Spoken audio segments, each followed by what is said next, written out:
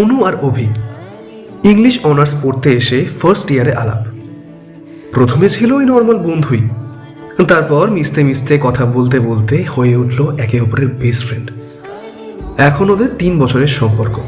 3 বছর ধরে একে অপরের বেস্ট ফ্রেন্ড, ঘোরে ফেরে সব কিছুই একসাথে। কিন্তু এইভাবে একসাথে থাকতে থাকতে শুধুই কি বন্ধুত্বের সম্পর্ক আটকে রাখা যায়?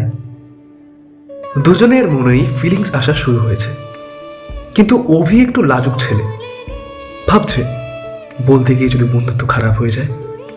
আর অন্যদিকে অনু ইগোইস্টিক, ভাবছে একটা মেয়ে হয়ে একটা ছেলেকে প্রপোজ করব, ব্যাপারটা কি ঠিক দেখায়?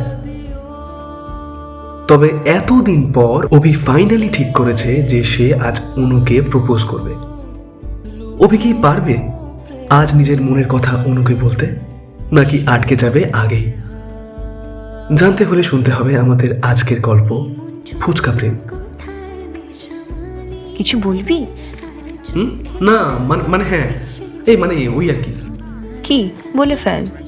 আগে চাটা শেষ কর, বলছি। আরে তুই বল না বাবা, বাড়ি যাবো তো নাকি? এই তো এলি, এখনই চলে যাবে? কিছু না বললে তাই করব।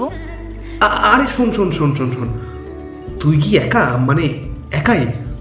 আর কেউ নেই? একা কেন হতে যাব? ও মা, বাড়ি ভর্তি লোক আমার। আরে না মানে সিঙ্গেল। কেন, প্রপোজ করবি?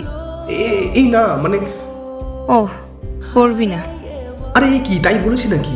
বল না সিঙ্গেল কিনা। যদি বলি হ্যাঁ, প্রপোজ করার মতো সাহস আছে? আচ্ছা তো এ কি ভাবিস তুই আমায়? আজ তো একটা গাধা। এ যা তো ব্যাং। এই অভিটা না, গাড়িটা যেন হাওড়া আসতে গিয়ে সাঁতরাগাছিতে আটকে, আর একটুখানি বাকি।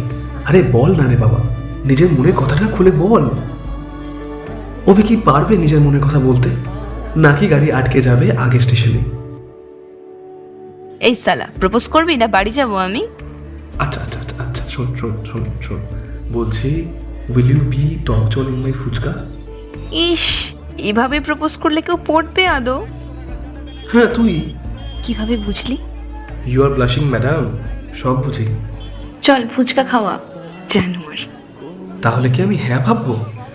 জানি না, যা তো। প্রেমে আমার ন্যাকামি একদম সহ্য হয় না, তবে এরম একটু আধটু ঢং না করলে আবার প্রেম জমে না। তাই আপাতত আমি গেলাম ফুচকা খাওয়াতে। আমারটা তো পটে গেছে, আপনারাও চেষ্টা চালিয়ে যান। যাক বাবা, ওদের গল্পটার একটা হ্যাপি এন্ডিং হলো। সব গল্পেরই যদি এরকম হ্যাপি এন্ডিং হতো, মন্দ হতো না, কি বলেন? এরকম আরও অন্যান্য গল্প শোনার জন্য আমার ইউটিউব চ্যানেল দৈপায়ন ঘোষকে সাবস্ক্রাইব করুন।